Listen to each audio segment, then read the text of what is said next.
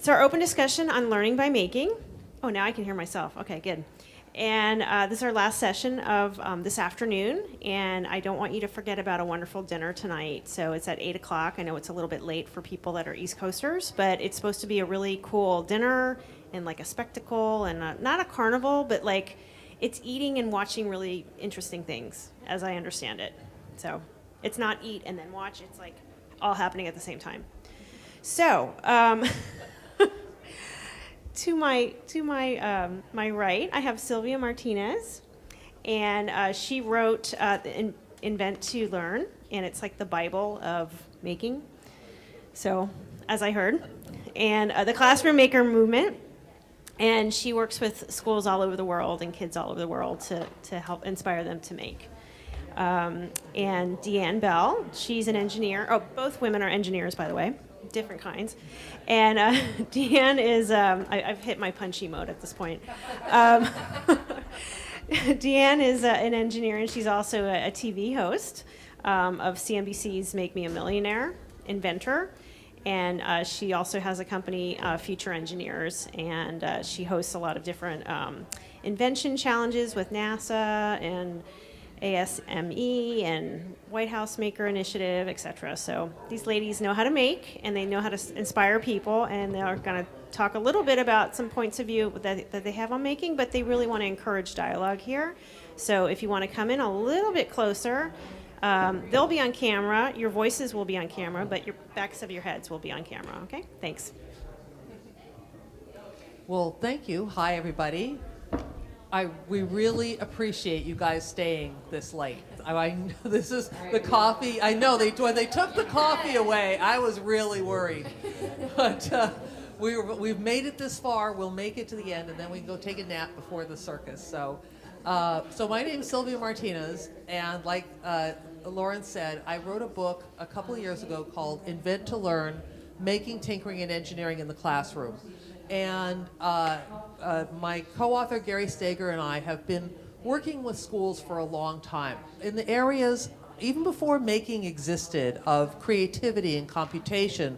Gary is an educator by training, has taught everything from kindergarten to the graduate level, taught teachers, taught students how to program, build robots, for 30 years. I came to education through a different route. I was an engineer. I was an aerospace engineer with a degree in electrical engineering, worked on the prototype of the GPS satellite navigation system, and gradually became interested in how people learn. Just because it was so different than the way I came through school. I was a good student. I'm not bragging. It means it means I have a certain kind of lens on school. When you get good grades, people tell you you're smart. And as I went through engineering, and I after aerospace, I went to video game programming and publishing. I met all kinds of people who had not done well in school, and yet they were really smart too, and were very successful. And it really made me start to question how learning really happens. And that began a whole new education for me, meeting people like Cynthia Solomon and Seymour Papert, who had thought deeply about this subject. And when, even though I'm not an engineer anymore, I still look at the world through that lens as a challenge to be overcome, as a problem to be solved. I'm excited about things that we can do to change the world and make it a better place, just like I was when I was a kid. And my mission now is to tackle what seems to be a really hard challenge, is to make schools better places for kids to have those kinds of animating experiences that change their lives, that are meaningful and wonderful. And to me, making is just a way to make that come true. So, your turn. All right. Thank you so much. I love that. We talked the other day, and we realized we have a lot of commonalities, both being engineers and both starting in the aerospace industry. So I'll just give you a very short background about myself and Future Engineers and my work in science, technology, engineering, and math in the media. So I'm a mechanical engineer by training, worked in the aerospace industry, and got down in Los Angeles, and I got hit sideways by television hosting, and was recruited to host a television show. And there was really a need for more women in science on TV, as there still is. And so that was really my passion for wanting to do that as kind of a fun adventure when I was young, and it continued. And so I've hosted shows for PBS and Discovery Channel, ESPN, and I currently host a show on CNBC where I get to work with adult makers who have inventions, and I work with them to develop a business plan, to develop their prototype, to turn their idea into a business. Now, about 3 years ago, based on this science communication background, I really became passionate about how do we take inspiring messages, inspiring themes, inspiring brands, media. How do we take that and integrate that into making education, into engineering education? So that was really the foundation for future engineers. And I launched an online platform where we issue national design challenges for students to engage in design processes. They learn the design tools, and they submit their designs online. We judge, we pick winners, and they win STEM education prizes. So I'm on a journey, just to share my passion points, of how are we effectively communicating to students? How are we effectively inspiring students? My background is engineering. How are we effectively engaging students in the engineering design process within this umbrella of the maker movement? So enough about us. Really, to do our job effectively, it's to get out of the way. So that's about as much as you're going to hear from us in that length. But what we really want to do is we want to kick off by letting everyone have an opportunity, kind of in a Twitter length, to tell us what you do, because I think in any dialogue it's important to have some context of where everyone's coming from. And the truth is we're all in this great large umbrella of makers and maker education. We all identify with that, but we're all attacking this from different angles.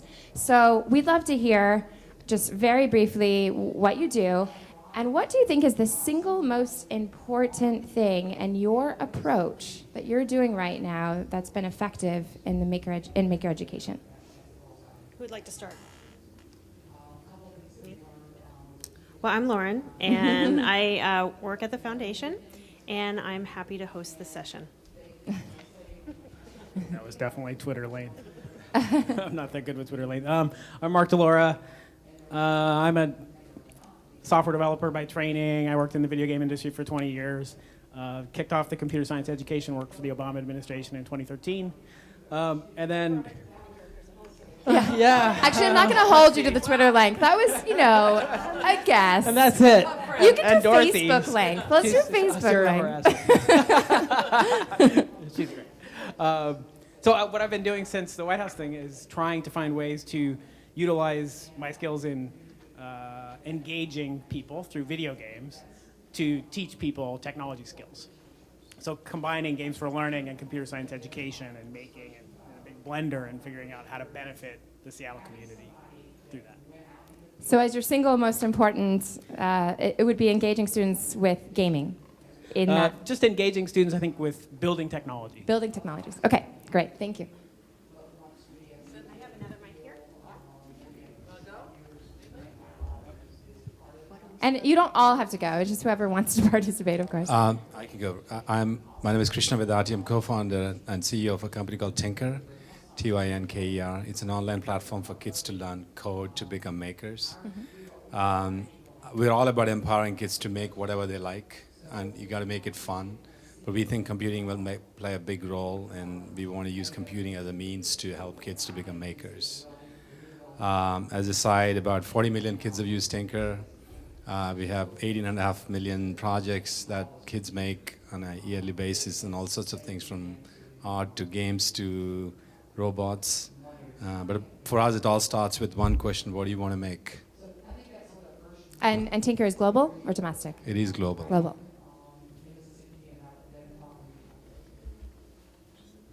My scale is the opposite end of the spectrum from that. But we are...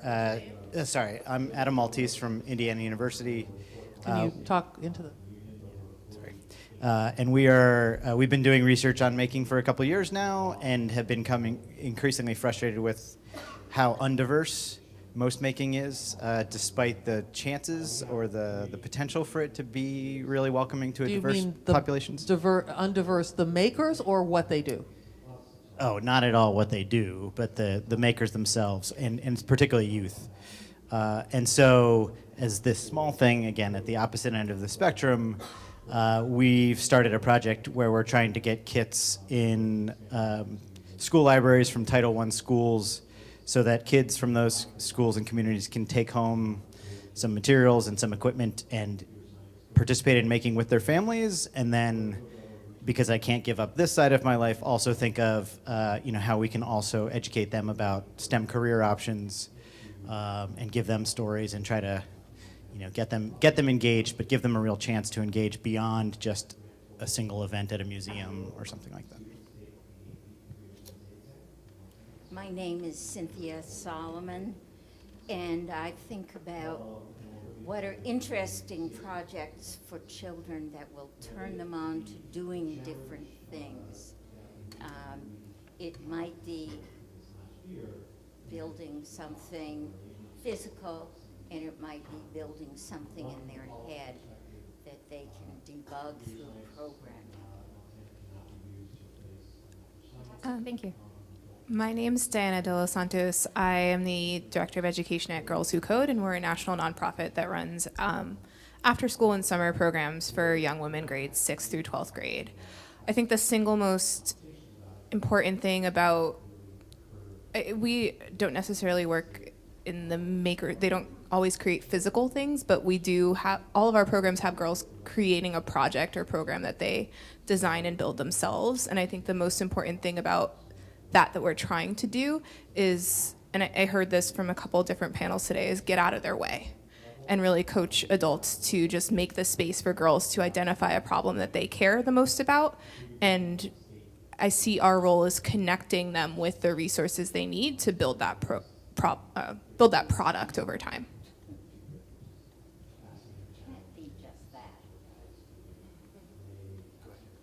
I'm Josh Weisgrow. I direct maker initiatives at Digital Promise.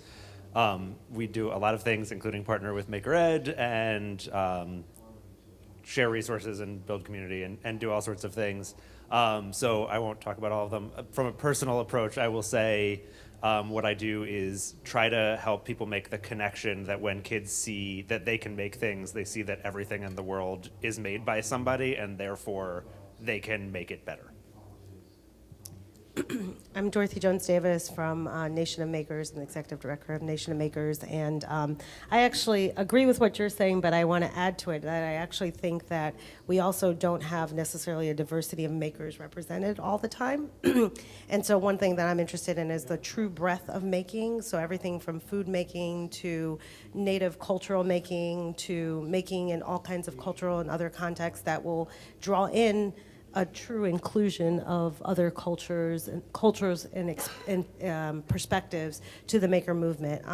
One of the things that I'm very passionate about is mindset change, and in particular the idea that once you actually are in control of your life and you know that you can do things that change the world around you, your mindset changes, from the fixed mindset to a growth mindset, and that in itself is very, very powerful. And I think that's what we see when we see children who make, that's the difference between a child who doesn't think that they can control the world around them, and sometimes who come from backgrounds where that's the case, to having that knowledge and that freedom, and that's what I'm passionate about. Yes. Karaoke time. I'm Trey Lath, Executive Director of Maker Education Initiative, MakerEd, and I would say the thing that we and I find most important is empowering and exciting teachers.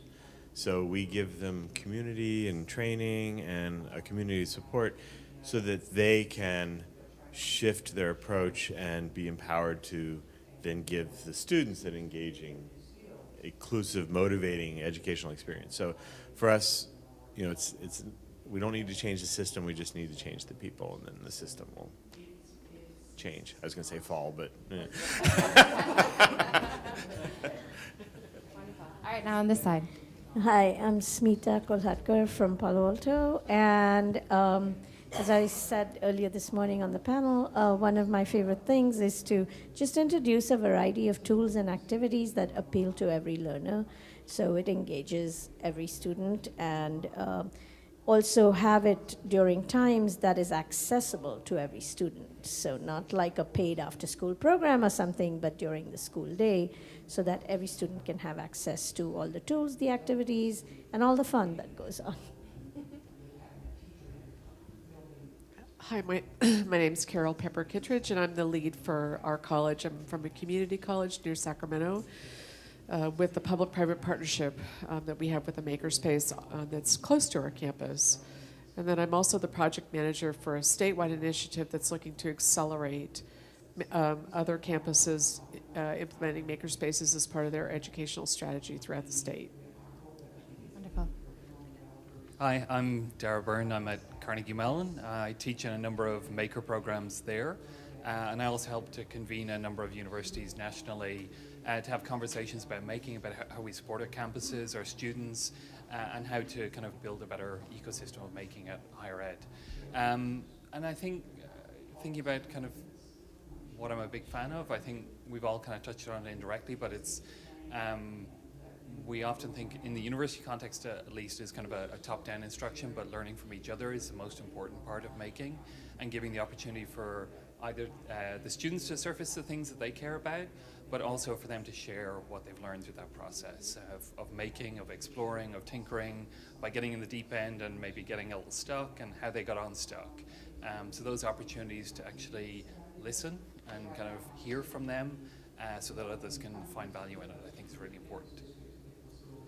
I'm Paula Evans, and I work with the California Department of Education in the STEM office and work with the STEAM Symposium, which is an annual event, and it's great to see the fabulous makerspaces that really, show off what they're doing there. But I think more importantly, being at the Department of Education, we're trying to also shift to some professional learning communities online and provide some toolkits that help connect ideas taught in Makerspace, learned in Makerspace environment, and assessed in Makerspace environment that connect to standards, because that's a reality of public education, is that teachers do need to connect these things to standards and other tools like that. So that's the role, is just to try to keep the conversation going, both in showcasing great things and providing quick resources that are economical for others, teachers who can't necessarily get to the big showcase events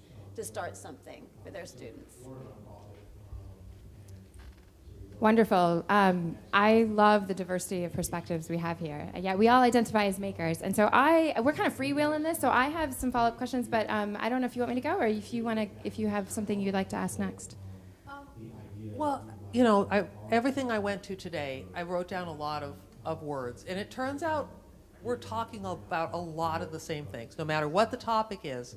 We're questioning assumptions. We're talking about students having choice and agency and fun, and the problems of trying to make those words fit into the structure of what we all know as school.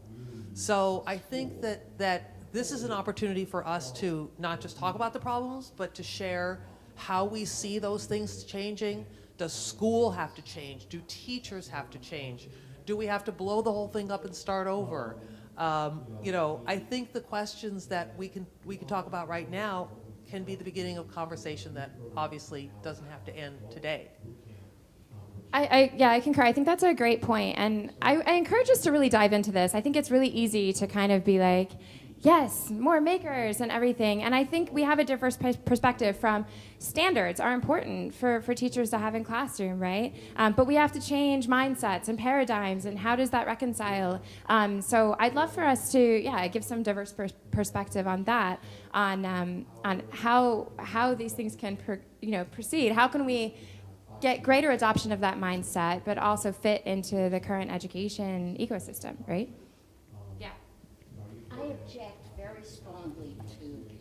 I object very strongly to people calling it must be fun. I think it has to be intriguing, compelling. Seymour Papert, his students said it could be hard fun, and that's very different than fun. And so I don't think that fun should be a criterion for what goes on.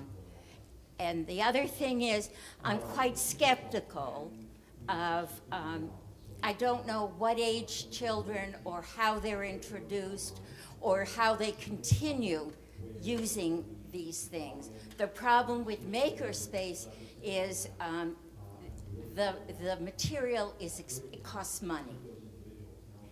And so there has to be a place where the fun, you can't undo what's made, or else it's a funny kind of makerspace. So I'm skeptical about what people are talking about here and the enthusiasm about fun. I think that's a great point. Well, I'm a dad of 2 kids, but I'll take a different view. I don't think if it's not fun, my kids won't do it. So I understand this whole concept. Like, let me ask you one simple question. Which kid knows what is a common core? No kid knows what common core is. So standards are meant for... Very different. Okay, we could have a difference of opinion, Yeah. but I think from What when it fun is different. I've got to leave. I can't take this. Bye, Cynthia. Sorry, Cynthia. Yeah, well, the pushback, I would say it doesn't need to not be fun, and that's the biggest issue. We study interest and engagement as what I've done for the last 10 years. Right. And at every level of education and career choice, interest is what people identify as the reason they've followed a certain path. It's not the only reason, but regardless of major, regardless of choice, interest is the biggest thing that they indicate as why they entered that thing. And so making it devoid of fun, which is typically what science education and a lot of education is right now, is not the option. And just because it's not fun doesn't mean it's, if it's not fun, it doesn't mean it's good learning. So I think, Cynthia's pushback, I think, is a good one. I don't think people are talking about mindless entertainment. Her talking about Seymour Papert talked about hard fun. And, the idea that kids do things, they don't do things because they're easy. If you ask a kid why they play a video game, they don't say, oh, it's easy, I can just, win with like one click. They say, I do it because it's hard. It's hard fun. But video games are tuned to a place where the challenge is always just a little bit out of your comfort zone. And if you think about, educational psychology, Vygotsky said there's a zone of proximal development where every child has something that if they reach for it, they can make it. And what helps them reach for things is community. And so I think this is connected to this idea that we learn as a social community. We learn by being challenged in things that interest us. And it's not just because we're laying back and being entertained. I think that happens too much in schools, where we've kind of given up and said to kids, we're just going to push you through this stuff, and some of it's going to be boring and you have to take it, and some of it might be fun and you just have to take it too, not interested or not. And I think the Makerspace is trying to undo some of that and fix it. It may not be successful ever 100% of the time, but what is? Yeah, I mean, I think that when you think about kids that, think about all learners, and that kids that need to be challenged, which is pretty much every kid needs to be challenged to the level that they're at, this is what you also see with kids who are, advanced for their age, right? So if they're bored, it's just as destructive as not teaching to a child who has additional needs within a classroom. Like, and this is the challenge we all have, right? So if you're teaching in a classroom, how do you teach to every child? And the great thing about making is that it's actually one way to accomplish that, to allow someone to find where they're at and actually reach them at the level that they're at, to engage them at the level they're at. And so I think, it is fun when you achieve a goal. If you have no goals, there is almost no fun in it, right? Like, there is a little bit of competitiveness, and that's kind of the whole principle behind gamification. It's like, I can, whatever it is, whether it's getting to the next level in the game, or whether it's, achieving some goal or designing something, and getting to that goal, your kids are probably way more happy once they achieve that, right? Than than if there was no goal at all. But I think there can be fun in that engagement. I think it's just a definition of what you consider fun. Like, is it fun for fun's sake, or is it fun for an actual end? Well, I think it's also tough to put curriculum in that same sentence, right? Where curriculum is this thing we all do, and yet you're saying people should be at different levels, and it's personalized, they're going for different goals, they're being challenged, and it's like, well, how do you fit those two things into the same space? And yet, I heard 100 times today, well, maybe not 100 times, we're writing curriculum, so are we solving the wrong problem with curriculum? So I wonder if we can take the word curriculum out and talk about facilitating experiences, because I think it's a thing I don't want to push back on in a lot of situations, because the problem with most teachers is they're not student-centered enough. The problem with some teachers who over-embrace it, and then kids don't progress, right? They get stuck. It's like everything you're doing is good, you're making a thing, then you're making the same thing, and then it's the keychain syndrome, right? It's you learn to do the simple task, and you continue on, and there's teachers start from the right place. They're doing it right? They're trying to make the experience more student-centered, but they're not doing it well. And how do we sort of bridge that without pushing back so they just go back to doing it wrong? And that's an interesting dial to try to tune. So two things. One is on the hard fun part. I'm going to say we went through this discussion at our computer science curriculum committee in Palo Alto. And I think one of the words the two words that everyone seemed to like was purposeful play, so that it's not just fun. So, okay, they're not really challenging themselves, but more purposeful play, because they are playing, but they're playing with a purpose. They just don't realize what they're learning. They are learning and they don't realize that. So I like that purposeful play, just, from that aspect. So it seems to indicate that it is hard, but it's not just simply go and do whatever you want. And then on the curriculum aspect, I would say it's more of guidelines in a way, because a lot of teachers who aren't comfortable with what do I do, and then these are the goals that you want your student to achieve, and these are the tools, and these are the different ways you may go about it. And then if you think about another way to achieve that goal, and that goal is nothing but a curriculum standard, but not necessarily stated that way. So just a thought. So I think, if you look at all these researchers in terms of Papert, and they're amazing, obviously, thinkers and inventors. But if you take large data sets and look at that data as to what is engaging, where students are dropping off, whether it's purposeful play or making, then we could come up with some different kind of inferences. Because we've studied this with lots of interesting experience in terms in front of elementary and middle school kids, from all the way from how long is an activity to what kind of challenging things are like. So that you can infer a lot of interesting things, I think, and then you can subtly ask them these questions of why are you dropping off, and I guarantee you that a lot of kids tell it's not fun. That is a theme that keeps coming up. We've ran this test across 1 million sessions, trying to understand what we need to do in terms of giving a creative play to a student to engage them to learn computation, which is what we focus on. And you can get a lot of insights. And I'm not saying the opinions are right, but if a large data sets, there's some insights, interesting insights can come out of that.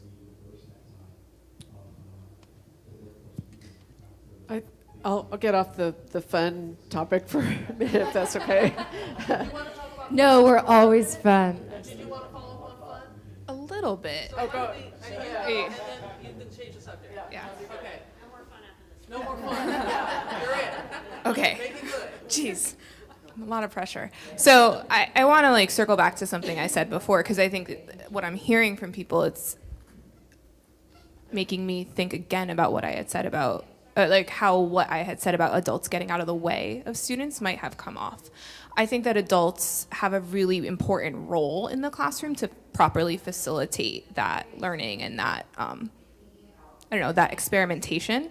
And I essentially run a team of curriculum developers. So this conversation is like something that I spend all the time thinking about. Like, how do we provide the structure so that adults can really create an environment where kids are having fun but also creating things that matter to them. And I think it comes back to, I'm sorry, I missed your name, Dorothy. Like what you had said about like what you want to think about with mindset in particular, I think it comes back to the mindset of students. Like, why are things not fun? Speaking as a former middle school math teacher, sometimes things aren't fun when you are struggling with them and you don't have the right intervention. So thinking about how we reframe for students that sometimes fun is like things being really, really hard and challenging. Then also the same thing for the teachers. Something we're up against as we're trying to scale our after school program is that teachers will be our biggest allies and so excited to bring the program into their school. Then they open up the curriculum and they see that so much of it is student-led and they're like, oh, but what if they fail? And I think that it's also about changing that mindset to understand that failure is a key piece of learning and it's not something we want to protect students from, but something we want to encourage. And when it happens, we want to be there to help them understand that, like, why it happened and how they can keep growing there. So I think it's not a fully formed thought yet, but this idea of like how fun and growth mindset kind of work together to create the intellectual environment necessary so that students are creating authentic things. That's all I have to say about fun. You know, I think you're absolutely right. This idea that you either have a classroom where the teacher is telling you the students what to do every second of the day, or the teacher steps back and the students just discover things. You know, it's like, in between, there's a whole lot of stuff, and the preparation for a more hands-off classroom is even more demanding. And it's almost like doing improv training, right? It's like, okay, the performance is improv, but the actors actually do a lot of work ahead of time. So teaching teachers how to do that improv, I think, is the most important part, rather than saying, first you hand out this worksheet and then that's not the important part. But it's very difficult to have people understand that because it doesn't appear during class time. So I hear you about the writing that line between prescriptive and too open-ended. If anybody knows where it is. I think we're all on that journey. And I'm going to throw out this word, which for me is important, is inspiring. So it's not necessarily about fun. I have the honor of working with NASA right now, and they have a 3D printer on the International Space Station, and we're using that as an inspiration tool to motivate kids about 3D printing. And we're really big about, like, we're not printing toys in space, guys. Like, we're printing real things. And I think there's a way to be inspiring and purpose-driven that can be fun as well. So for me, that's, I'd say there's other words beyond just fun, but I think we're all kind of agreeing that there's different ways to go about it. But there is a level of enjoyment, I think, that most people like. So not fun anymore. Nope. Over to Carol, the not fun. No. So what would you like to bring to the conversation now, Carol? Yeah, I'm just changing the subject. Yeah. All right. And that was actually a good segue, what I want to switch over to. So to me, the ability for us to work in the Makerspace, which is a less structured space, and everybody collectively owns the space because you have a bigger ecosystem attached to it, it's truly allowed us to flip the model where our students have become the experts and the teachers, which is unheard of. And on our college team right now, I have 3 students that have been participating with us. And now I'm at the point of like, wow, why didn't I have students like 10 years ago on all my teams? Because they are just amazing and really helping us innovate in what we're doing. And so it's taken me that long to get to that point where we're letting actually students have the voice and students drive the strategy. And we say that all the time in education, but we don't really do it well.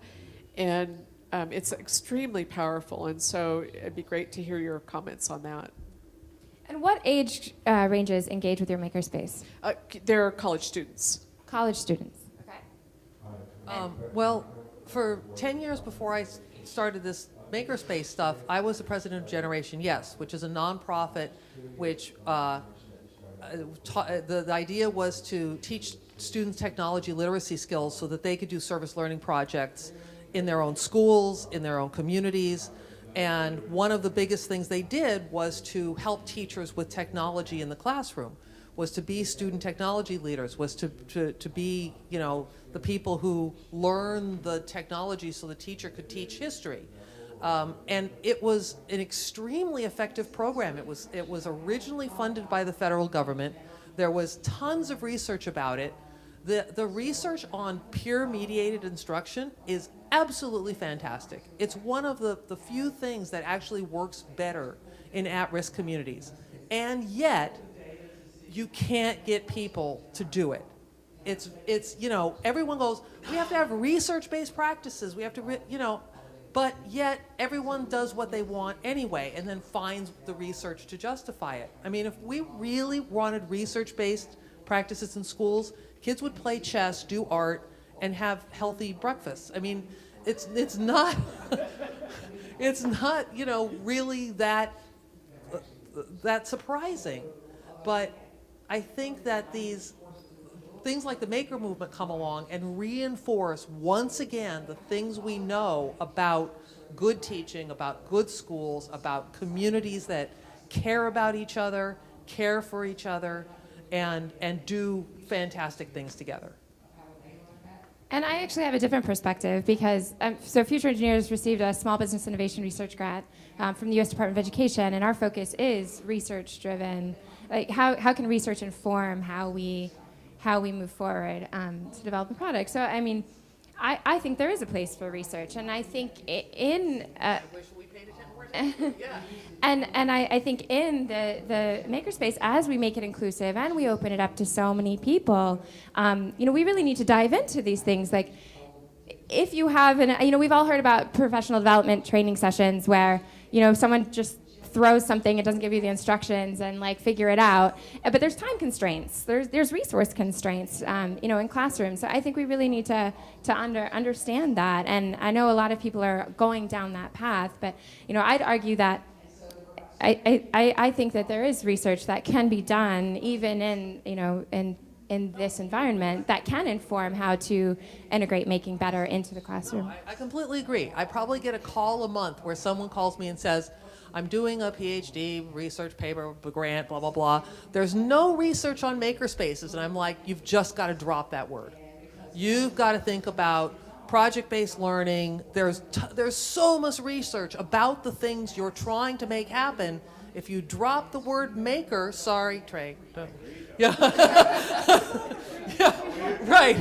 There's so much out there, and you know, people get hung up on this new thing and sort of lose focus on what we already know works. So we agree. We all agree. So one of the things I thought of just to pivot, we keep saying, we're going to say pivot while we're in Silicon Valley. San Francisco, you have to pivot. Right, we don't change, we pivot. So one thing that as we were going around and everyone was kind of talking about their important approaches, one thing I heard, I think, across the board was access, and from different levels. And I think we all struggle with how can we have access to a diverse set of makers? How can we have access to the facilities? I think there's different levels of access to discuss. And I would love to dive into if anyone has a success story, as opposed to just saying, yes, we need this to be more inclusive. I mean, if anyone has a success story of how they've been tackling this issue of access and how that's like moving the needle. Or maybe you have a failure that we can learn from, right? I know you have a story. Yeah.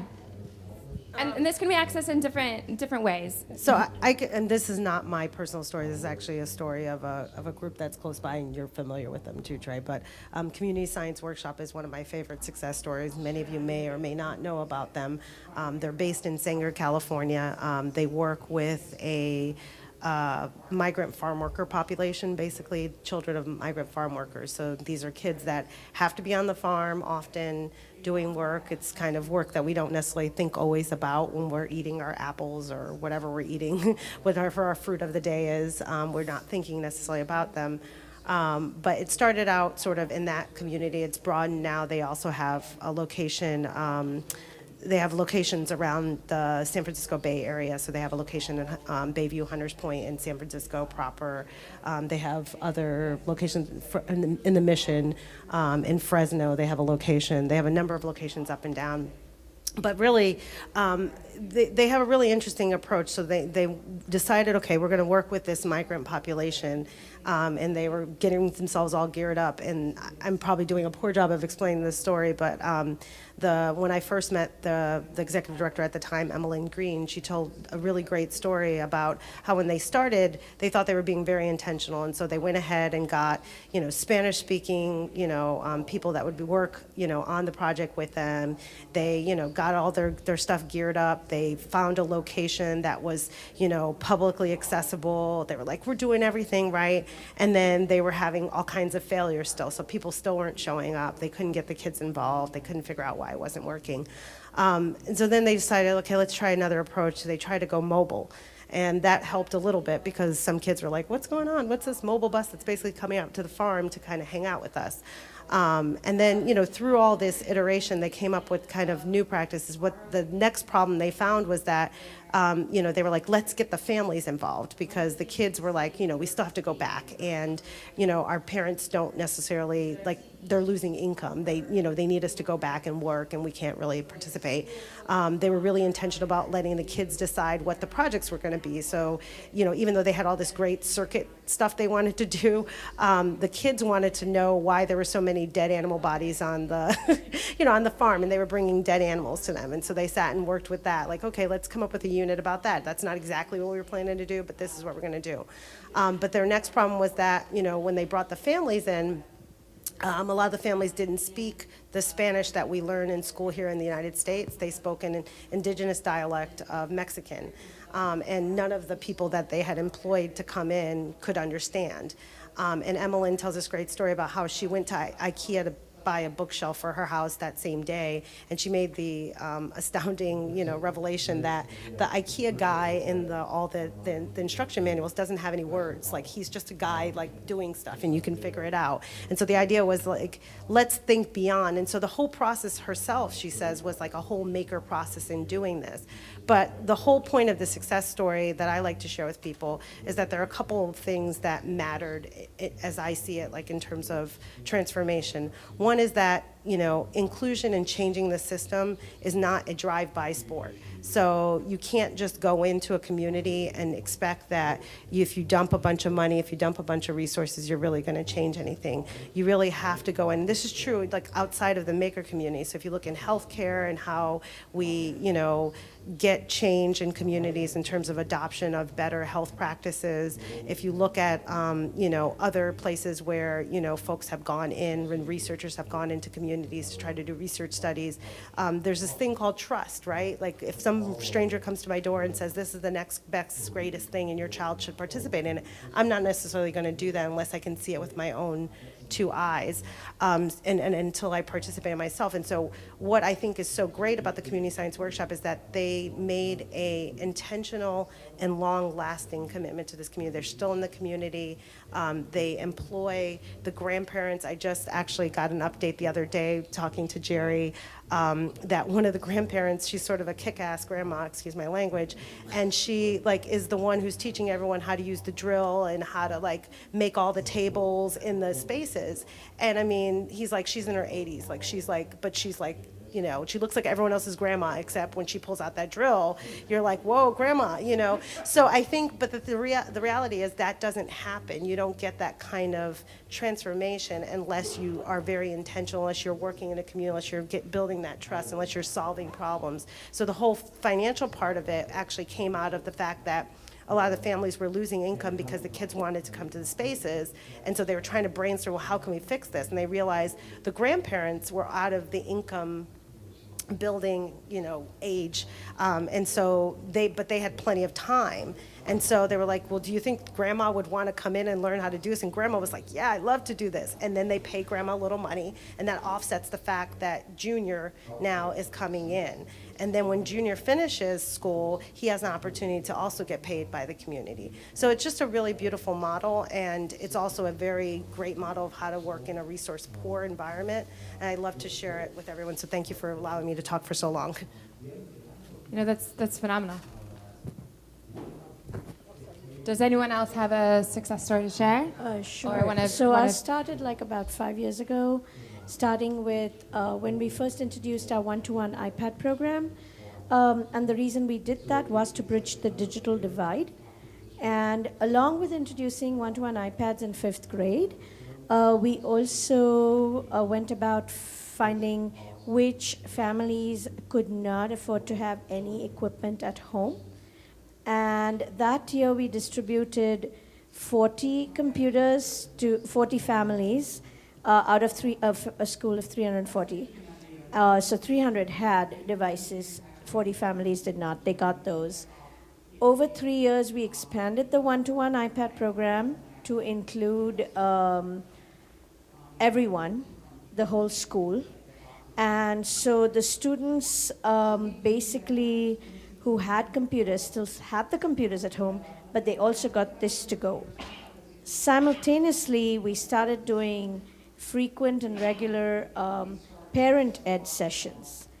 That I think is very, very important, because the parents need help with even something like, how do I create an email?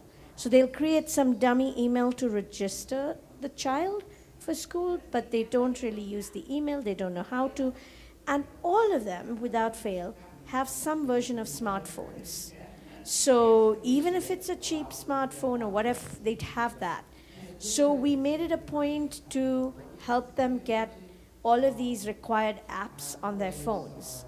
And we did that on a regular basis. Our Makerspace is open for the parents to drop in anytime and ask questions. So even the ones who feel they're intimidated to go to the district office, but they will come in here and ask questions at any time that they can, because, they're working sometimes weird hours, sometimes different hours. That was one big success. The Makerspace, of course, has been a success from the word go, just because I think it's been accessible to every child all the time, and because the parents are free to come in anytime too. When we do our open houses and when we do the parent ed, the other things we do are things like showing the parents how to program a robot. So they don't know how to speak English, or they've never held an iPad in their lives, or they just have their child. But then they learn how to program a robot, and they're as excited as the kids are when they realize what they can do. And of course they can do a lot. They pick up really fast then eventually when you show them. So things like that they're not Then they have skills that, like Dorothy was saying, grandparents, other members of the family who are taking care, and just having those one-on-ones when you see them, okay, grandmother's coming to pick up.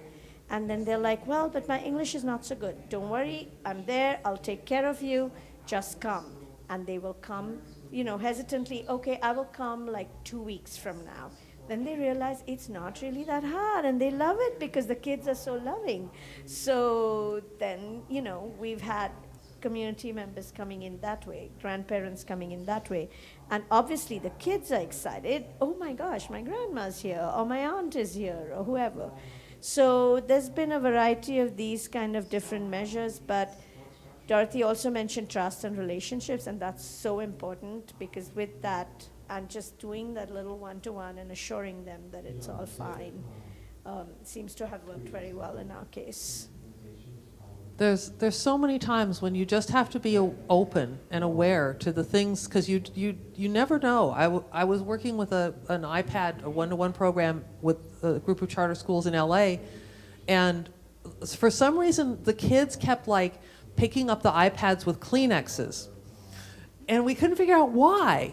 You know, because, well, first of all, people had kept telling us, like, oh, the kids are going to break the iPads. You can't let them take it on their laptop. The only iPads that were broken were by teachers, right? Okay, so just get that out of the way. But we couldn't figure out why the kids were picking up the iPads with Kleenexes. And we finally got a girl to tell us, because they wouldn't tell us why, that the beginning of the year, like we weren't even there, they'd sent some tech policy home that all the parents had to sign that said that if your child breaks anything, you will be charged for the full amount. And these kids were so worried that their parents would be charged for the $700 or something, they didn't want to touch the iPads.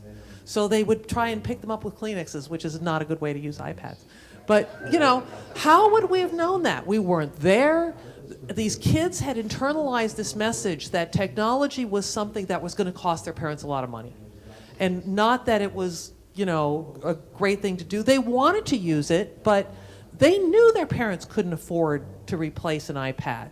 And once we got that out of the way, all of a sudden, all these other things started to happen. And it was just because we were listening really hard. Did you want to? Yeah, it's a slightly different viewpoint on kind of access, but is that better? To your chin, like this. So thinking about access, I think one of the things in sharing these stories is that many of our experiences of what works are tied to the spaces that we're talking about, and it's terrible that we're talking in an abstraction of like these simple details that really matter to our spaces. And one of the most valuable things we've done in the last 6 months through the Higher Ed Alliance, Amy Vecchione at Boise State helped us set up a virtual tour. And it's super simple. It's the person who runs the Makerspace with an iPad walking through and narrating what the experience of a student is in that space. Being able to point out the little design details or features that they've added to a space so that the whole network of people can understand what they've done to build the culture in their space or what they've done to enable student success. And that kind of access in is incredibly instructive. I've had tons of requests from spaces asking me what to do when they set up, and now they can kind of join and they can peek into a space without having to travel hundreds of miles, and they can replicate those in a much more interesting way because they've seen them. They've had a little bit more access, and I would love to see a little bit more of this happen at the K through 12 space as well, so that we can understand what's really happening on the ground, that we can see into these spaces, that we can know the little kind of quirks or charms or features that really matter in those spaces and why they matter as well, because we can understand their environment, their setup, their students, all that little bit better, and understand the relevance as well. And I think one of the things that gets lost is, you know, all of those details. And I think if there's one thing that we could do as a group, I think it would be wonderful to give a little bit more access so those stories can proliferate, that instead of getting it second and third hand, that we can really understand the whys and the whats of success in the context of makerspaces. And I'm going to actually tie that to this issue to this concept of trust. Because we've heard this idea that you need to trust you need to build trust with the families to create access. You need to build trust in fellow makers so that when you share and collaborate ideas, you're not like, oh, but they're different than I am. Like, we're going to keep reinventing the wheel over here. I think for us to really build a community, we need to have trust that these other people working in this space also have been, working in this for so long and proving what works and what doesn't. And also, we need to build a level of trust with teachers as well. I think there's a lot of, thoughts of like, oh, it needs to be this way, it needs to be this way. And I think we need to trust that teachers are doing a hell of a job and that we can support them, but that we all have to build that trust together. So, I think that the ultimate act of trust results in empowerment, because when you give power to someone else, someone that's not you, that means you trust them. When you're empowering someone to take action, to be themselves, to do something amazing, that's this cycle that I think we all want to have kids participate in, where they learn to trust themselves. And because they're doing something important, they have a voice, they have something to talk about. And, this kind of citizenship is what we want to build in a democratic society. And if kids don't have the opportunity to practice democracy in this space that we send them to for so much of their lives, when will they learn to become citizens? So to me, I don't want to sound, ridiculous, but to me, this idea of making an education is about democracy and citizenship and making sure that the kids today are the citizens that we need for the future of the world. So, we have 1 minute left. One minute. Just drop the mic. Yeah. Oh, jeez. That was so not as cool as Obama. So look, you know what I'm proud of? We didn't talk about 3D printers. We didn't talk about laser cutters. There's still 30 seconds. Quick, what's the best? Yeah, we're talking about the real stuff that matters. So yay for us. Let's go have a drink and come back and watch the circus. Yes. It's all about a circus. Thank you, everybody. Thank you so much, everyone.